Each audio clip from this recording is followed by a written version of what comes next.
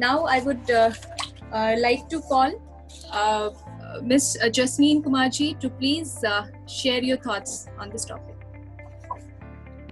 Thank you, Dr. Ajay and Arpita, for inviting me to talk at the panel with experts from diverse industries. I hope I'm audible. Yes. Okay, great. Yeah. I'm Jasmine Kumar, just so that everybody can pronounce my name correctly. Yeah. Thank you. I'm excited to talk on this topic that's even more relevant in today's time. It was wonderful to hear from my co-speakers, and I actually congratulate them for reinventing the wheel of their organization to sail through these testing times. Almost a decade back, I turned away from the promising career with IBM India, as getting into education had been a long-term forte for me. So I launched my first startup pretty early in life. The journey initially was difficult, equivalent to jumping off the cliff without carrying the parachute for the safe landing. But however, we did pretty well, with us now being amongst the top 3 preschools and the daycare centers of the city. So what kept me going was the vision. So even if you're sitting in the fastest car ever, but if the driver doesn't know where you're going, so you would be just drifting aimlessly. So why I shared this little part of my journey with you all is to tell you that change is bound to happen. And if our vision is clear, we need to re-strategize, reboot, press the restart button to accept the change smoothly in our organizations, right? Now, who would have thought before that children would learn through online platforms, DJs would throw virtual parties, yoga instructors would teach online, and chefs would be cooking up a storm on Instagram Live. Now, for years we have been talking about digital transformation, but we were in some kind of a undefined future somehow. Well, that future is here. The shift from thinking digital to being digital. However, this shift is troublesome because no one was ready, until the COVID-19, took hold of the circumstances, and it has hit everybody hard across the globe. Now, with the wind of COVID-19 is blowing against many aspects of the carefully knitted human civilization, there are certain industries, that have been blown ahead of their times, like food industry, we have hospitality, tourism, automobile, aviation, and there are many more. But then there is one such industry of, e-commerce, which has proved itself essential after the outbreak of deadly virus. So the consumer behavior, their buying patterns, their habits, everything is like changing so rapidly.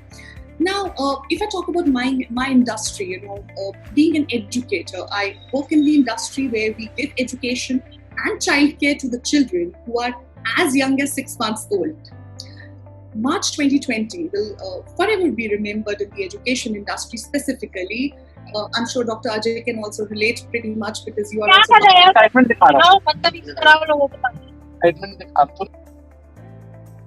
Yes. So, our industry has gone through a lot of ups and downs, and this month is definitely going to be remembered because that's the time when world's, schools, they shut their doors, which is for the first time ever in history, putting approximately 1.5 billion children out of school. Now, in these unprecedented times, early childcare industry is even more deeply impacted because ECCE industry was already very fragile, especially with no government regulations around it. And now COVID has even made it, more precarious for us. Never before, a crisis of this nature has been felt by the schools, students, parents, together around the world. Online learning is not only a challenge for the preschools, but it's a massive disruption to the parents' productivity. And it's also affecting child's social life, their learning, even, the participants, the students, for that matter, who are attending the session today. You can very well understand that, what are the challenges and the positive side of learning virtually, isn't it? I remember when the Janata curfew was declared, which got further extended by 3 weeks. It was commendable to see how the community of educators, they overnight made it from being an industry that is known to be working offline and changed it so beautifully to online learning. With no prior knowledge, with lack of tech expertise, lack of resources, a feeling of being judged all the time when the teacher is on the screen and students like you are actually listening to them and watching them and making no 1 second to kind of just judge them, right? To adding on to those job insecurities, unknown future of education, And most importantly, they too have their insecurities as they have their families to run too. Like Souvik mentioned earlier, our strategy too was to, be empathetic towards our customers, which is actually parents, and understand the fact that parents are working from home. They are handling zillions of chores or responsibilities, and now the schools are even asking them to be the teachers as well, right? However, every crisis comes with deep challenges and opportunities for transformation too. The journey of empowering the full-scale digital transformation for educators at such a short notice wasn't a cakewalk. Trust me. But since we, implemented it right, so it kind of became a model and an example of resilience for us. Now, what we do is that, we have also helped parents, understand how to cope with this changing model of learning for children, supporting the children to gradually get used to with this, new format of learning, which they are definitely not, used to with, sensitizing them about the health effects of having too much of a screen time. And like I mentioned, it's absolutely had been a lesson in resilience for all of us. But, we are glad that our teachers, parents, children, they all well adjusted with the online format of learning by having quality sessions focusing on building the life skill learning, supporting parents how to be the teacher to their child now, and using the blended learning approach to innovate and to, innovating and kind of implementing it, right? So teachers, without even getting chance to undergo sufficient training to conduct the online class, went onto the job.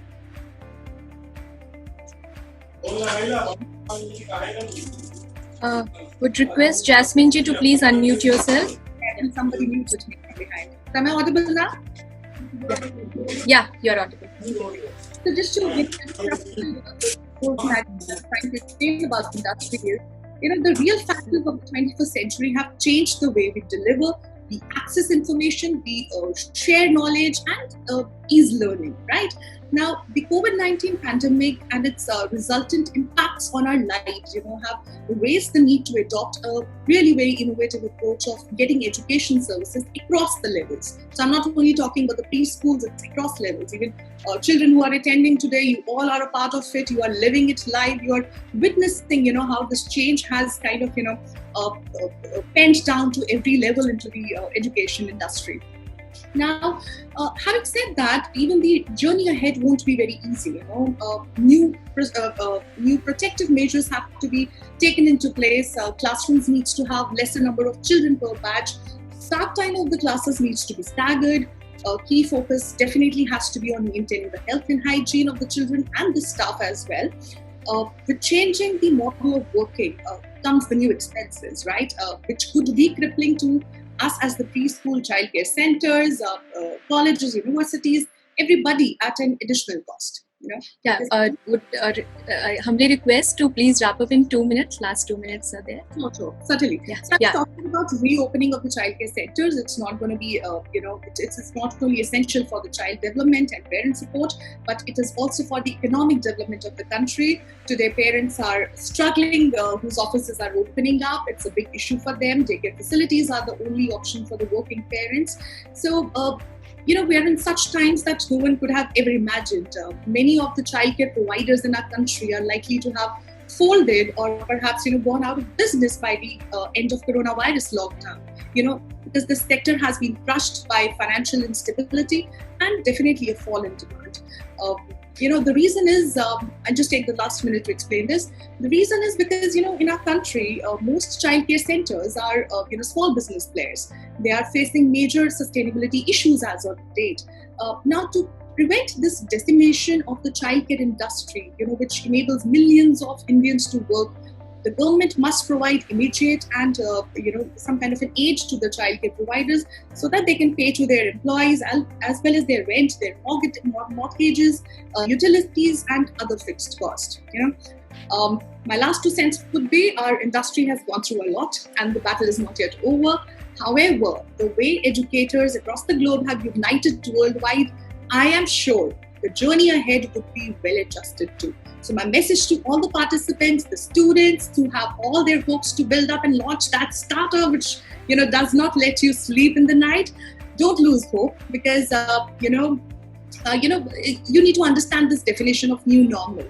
And once you understand, it's going to help you bring out the best. So re-strategize your business idea to be more supportive to people, catering to their needs today. Have perseverance and stay strong with your vision. Thank you so much. Very, very well said, Jasmine ji. I hope now the pronunciation is fine. Absolutely. Thank you so much. Thank you so much. Embracing the change and go for digital transformation. Plethora of opportunities are of course there. It's that we have to ignite our creativity. Thank you so much for joining us today and sharing your important thoughts.